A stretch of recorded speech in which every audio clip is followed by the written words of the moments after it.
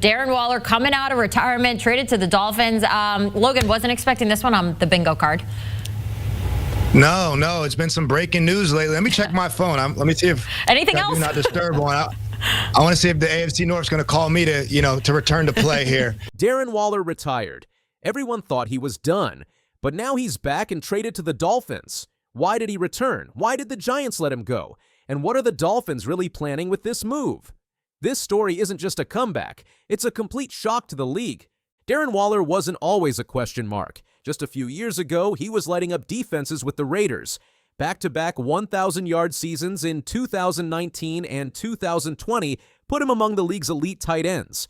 He had the size, speed, and hands. Everything you'd want from a modern offensive weapon.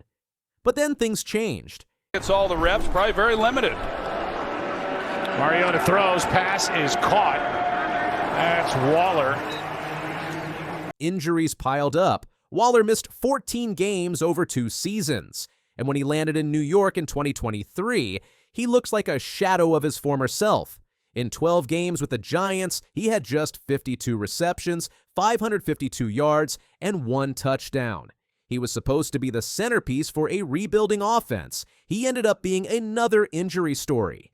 By the start of summer 2024, Waller made it official. He was retiring. The decision followed reports of a serious medical episode the previous year. Fans wished him well. The Giants quietly moved on, but nobody expected what happened next. Fast forward to mid-2025. Miami's roster is in flux. They traded away Jonnu Smith, who had just posted a career year, and shipped off veteran corner Jalen Ramsey in a major move. Meanwhile, Tua Tagovailoa and the Dolphins' offense suddenly find themselves without a clear weapon at tight end. Then came the news. The Dolphins were bringing in Darren Waller, who, up until that moment, was retired. Waller signs a 1-year deal worth $5 million. The Giants receive a conditional 2027 draft pick in return. Just like that, a retired Pro Bowl tight end is back in the league and wearing teal. From New York's perspective, the move made sense. Waller's retirement had already cleared over $11 million in cap space. Even though they still held his rights, the Giants didn't expect him to play another down. When Miami called, they saw a chance to get something in return for a player they weren't counting on. A conditional 2027 pick isn't much, but it's more than nothing. The Giants didn't want the headache of managing Waller's status. They wanted clarity, and this trade gave them that. This is the real mystery. What changed? Just months after walking away, Waller had a change of heart. Maybe it was the itch to compete. Maybe it was the right team offering the right role. Or maybe Waller just didn't want his career to end on a whimper. He never made a huge public statement, but insiders say he'd been staying in shape, quietly training, watching films. If the right situation opened up, he was ready. And when Miami came knocking, it felt like fate. The Dolphins didn't throw money around blindly. They offered $5 million for 1 year, which is small change by NFL standards. For that price, they're getting a potential Pro Bowl caliber player. If Waller stays healthy, Miami could have one of the biggest steals of the season. But that's a big if. Waller is 32. He hasn't played a full season since 2020, and the last time we saw him, he looked worn down. Miami isn't betting on the 2019 Waller. They're hoping for a veteran who still has flashes of greatness left. Before the trade, Miami was left with little at tight end. Smith was gone. Young backups were unproven. Waller walks into the starting job if his body can handle it, but he's not alone. The Dolphins still boast a strong wide receiver group with Jalen Waddle and Tyreek Hill stretching the field. That spacing could help Waller thrive underneath. He won't be asked to do everything, just win his matchups, move the chains, and be a red zone threat. Loa under pressure, found a hole for Jalen Waddle, got a block and got free. Waddle with the speed, takes it inside the 30, keeps on going. If Waller plays well, this becomes one of the league's biggest redemption stories. From battling addiction early in his career to becoming a breakout star, then falling into injury trouble, retiring, and now coming back. Every step of Waller's journey has been dramatic, and this latest chapter might be the wildest yet. He doesn't need to be a superstar again, but if he can stay healthy, catch 50 to 60 passes, and give Miami a reliable option at tight end, he'll have rewritten his legacy. The Dolphins already made headlines this offseason by trading for Minkah Fitzpatrick and moving on from some big names. Now they've added another twist with Waller. The AFC East is a crowded race with the Bills still seen as the favorite, but Miami is not far behind. Adding a veteran like Waller gives them a new dimension. He's experienced. He knows how to work the middle of the field, and if he finds chemistry with Tua early on, he could become a major part of their playoff push. Back in New York, the move was seen as a clean break. Waller's time with the Giants never lived up to the hype. Injuries derailed everything. But now, the team gets cap relief, a future draft pick, and full clarity. They can move forward with their young talent without the lingering questions around Waller. In some ways, it's the best-case scenario for both sides. The Giants don't lose much, and Waller gets a shot to play meaningful football again. Training camp will tell us a lot. Can Waller keep up with the pace? How's his conditioning? Will those nagging injuries resurface? Miami will monitor him closely, and fans will be watching every snap. If he starts slow, critics will pounce. If he flashes early, the hype will grow fast. Either way, this story is far from over. Darren Waller isn't just back, he's under the microscope. So what does it all mean? For the Dolphins, it's a bold move that could pay off in a big way. For the Giants, it's closure. For Waller, it's a chance to finish his story his way, not as a footnote, but as a fighter who came back swinging. And for fans, it's a reminder that in the NFL, anything can happen. One day you're retired, the next you're suiting up in a new city. Darren Waller's comeback is just getting started, and if he has his way, he'll be making headlines again by week 1. If you like this breakdown, hit like and drop a comment. Do you think Waller still has something left, or did Miami make a mistake chasing the past? Subscribe for more updates as this story unfolds. We all agree trade will be right? But technically still 1% wrong for being under contract. So in my case, I'm 100% right. So it should be a no-brainer. And in Trey's case, I think it should be a no-brainer too. I mean, he led 17.5 sacks for 2 years back-to-back. If I was the GM or I was the owner, take all my money. But I guess they don't operate like that. But the Cincinnati Bengals just made sure their offensive firepower is locked and loaded. Joe Burrow, Jamar Chase, T. Higgins, and Mike Gesicki are all in. So why does it feel like something's off? With all eyes on their high-powered offense, their defense is quietly slipping into crisis mode. Two of their most important players, Trey Hendrickson and rookie Shamar Stewart, haven't signed, and training camp is closing in fast. Could this be the crack that breaks a Super Bowl dream? Let's start with the offense because it's worth the praise. The Bengals paid Joe Burrow, their franchise quarterback, a record-breaking contract. They followed that by locking down Jamar Chase and T. Higgins, giving Burrow the chemistry and weapons he needs to go toe-to-toe with anyone. Mike Gesicki was added as a reliable tight end option.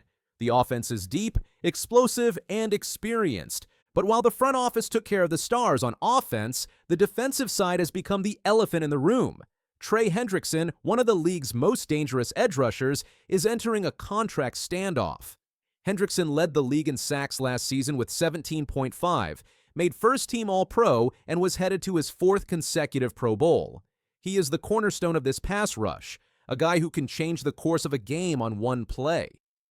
Despite his dominance, Hendrickson turned down a new deal that reportedly would have paid him nearly $28 million per year. At 30 years old, he wants long-term security, and he hasn't been shy about his frustration. He skipped all mandatory OTAs and minicamp, even risking fines well into 6 figures. The Bengals have yet to meet his asking price, and things remain quiet on both sides. The standoff is starting to look more like a warning sign than a negotiation. The Bengals' defense is structured around Hendrickson's ability to get to the quarterback. Without him, their secondary gets exposed. Last year, they gave up over 430 points. That's not the kind of stat line you can carry into the postseason. So, missing your best pass rusher, that's not just a hole, it's a crater. Now enter Shamar Stewart. The Bengals used their first-round pick to bring in the 6'5" edge rusher out of Texas A&M. The expectation was for him to line up opposite Hendrickson, learn from a vet, and eventually become a star himself. Instead, Stewart hasn't even signed his rookie deal. The Cincinnati Bengals select Shamar Stewart, defensive end, Texas He showed up for rookie minicamp. He was present during team events, but he didn't take a single snap. Stewart's holdout is all about contract language. Specifically, the Bengals have inserted clauses that could void future guarantees under certain conditions. Stewart's agents aren't asking for more money, just equal protection compared to other rookies across the league. So far, the team hasn't budged. I can't say what I really want to say, but it's their contract. They can do what they want with it. What's your communication with Zach Taylor been like through this process? We talk here and there. We all agree Trey will be right? But technically, he's still 1% wrong for being under contract. So, in my case, I'm 100% right. So it should be a no-brainer. And in Trey's case, I think it should be a no-brainer too. I mean, he led 17.5 sacks for 2 years back-to-back. If I was the GM or I was the owner, take all my money. But I guess they don't operate like that. But has this experience soured your taste in the Bengals? I'm not gonna say that. I mean, I'm still new here. We still have a long future ahead of us. It's a bold move by a rookie, but not without reason. In recent years, the Bengals have had a reputation for adding legal language that benefits the team over the player. Stewart and his reps are drawing a line, but in doing so, they're also drawing heat. This puts the Bengals in a tough spot. If Hendrickson remains unsigned and Stewart doesn't show up for training camp, their edge depth becomes a serious issue. That puts a heavy load on players like Joseph Osai, who has shown promise but isn't built to be a full-time game changer yet.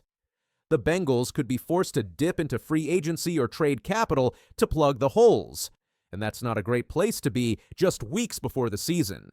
Jamar Chase and T. Higgins are the reason Shamar Stewart hasn't signed his rookie contract. And the Bengals try so hard not to let this get out. But I dig for my hard knocks. When it comes to the Cincinnati Bengals, we know one thing. Getting money out of them is dang near impossible. You have to basically be the very best of your position to get paid. Well, maybe not even then. We all know Trey Hendrickson's situation, right? He led the league in sacks with 17. 2 years in a row. And the Bengals are like, eh. But the Bengals are supposed to be straight, right? They said, Trey Hendrickson, you don't want to sign this lowball contract? Watch this. We're going to sign this athletic freak. The next Davion Clowney from Texas A&M. Shamar Stewart to replace you. Funny thing the Bengals tried to do to this rookie. A rookie they drafted with the 17th pick. They bring his contract out. Now the narrative the Bengals are running with and letting the media think is that Shamar Stewart is a greedy mofo that hasn't proven himself and wants a bunch of money. That's not the case, as the money is already laid out for drafted players. The Bengals put a clause in the contract that any void in the contract results in no pay for the rest of the guaranteed years. Usually if you do something that voids your contract, like crash a Lamborghini truck and leave the scene, Rashee Rice, you lose the pay for the year you did it. You don't lose every dollar of the contract. Jamar Stewart said, did Jamar Chase get this in his contract? No. Did T. Higgins get this in his contract? No. Am I signing this BS contract? No. And I love that he went out and controlled the narrative himself. He cooked the Bengals for who they were. It's their contract.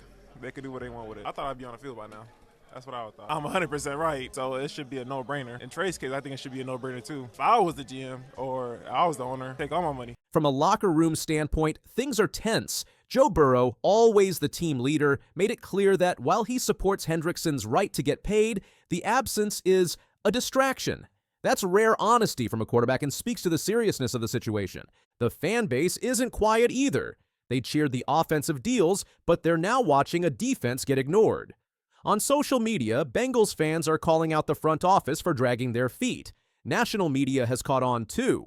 ESPN's Adam Schefter has even said the Bengals are taking too long and risking locker room damage over something they could have handled earlier. Let's play out the scenarios. If Hendrickson doesn't get extended, he could still play out the year, but after that, he's likely gone. That's 17.5 sacks and countless pressures walking out the door. If Stewart doesn't sign, he risks losing the season entirely. And yes, technically he could re-enter the 2026 draft, but that would be a bold and risky move that few players have pulled off successfully. So what's the holdup?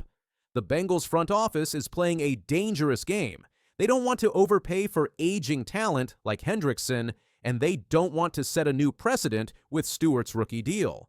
But this could easily backfire. In the name of cap discipline, they're risking their defense falling apart.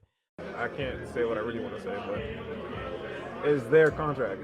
They can do what they want with it. What's your communication with Zach Taylor been like through this process? We talk here and there. We all agree Trey will be right? But technically he's still 1% wrong for being under contract. So in my case, I'm 100% right, so it should be a no-brainer. And in Trey's case, I think it should be a no-brainer too. I mean, he led 17.5 sacks for 2 years back-to-back. If I was the GM or I was the owner, I'd take all my money. But I guess they don't operate like that. But Has this experience soured your taste in the Bengals? I'm not gonna say that. I mean, I'm still new here. We still have a long future ahead of us. There's still time. Training camp is just around the corner. If both deals get done, this will be a short-lived drama. But the longer it drags, the deeper the crack grows. And for a team with legitimate Super Bowl dreams, cracks like this can become full-blown collapses when the games start counting. This Bengals team has one of the most stacked offenses in the league. Joe Burrow can win shootouts, but football isn't just about scoring more. It's about stopping people too. You need pressure off the edge. You need depth. You need rookies to contribute early. Right now, Cincinnati has none of that on the defensive front. Let's be clear. This is still a team that can go far. The talent is there. The coaching staff knows what they're doing, but the balance is off, and unless they fix it soon, they're putting themselves at a disadvantage. There's also the psychological impact. Every day this lingers is a day of questions in the locker room. Players wonder if they'll be supported when their own contracts come up. Coaches wonder who they can count on. That doubt adds pressure that no game plan can erase. The Bengals can't afford distractions, not in a year where the AFC is loaded with powerhouse teams. Every practice without Hendrickson or Stewart is a missed opportunity. Every media session focused on their absence takes attention away from building a championship team. And here's something else: momentum. Teams that win big usually have clean off seasons. Drama like this, it tends to linger. Even if deals get done, the memory sticks. The fan base remembers who got paid and who didn't. Players remember how negotiations were handled. Imagine the message it sends if Hendrickson walks after leading the league in sacks, or if Stewart ends up re-entering the draft after refusing to suit up. That's not just a bad look, it's a ripple effect that could change how future stars view this franchise. The Bengals have done so much right in recent years. They've built a young, exciting core. They've drafted smart. They've created a real identity. But that progress can slip away fast if foundational players feel undervalued. The time to act is now, before training camp becomes a circus, before frustration becomes friction, before missed practices turn into missed games. Imagine walking into training camp without your best pass rusher and your top rookie. That's not just a slow start. That's giving every opponent a head start. So what do you think? Should the Bengals give Hendrickson the deal he wants? Is Stewart right to hold out over contract language? Or is the team being smart by holding the line?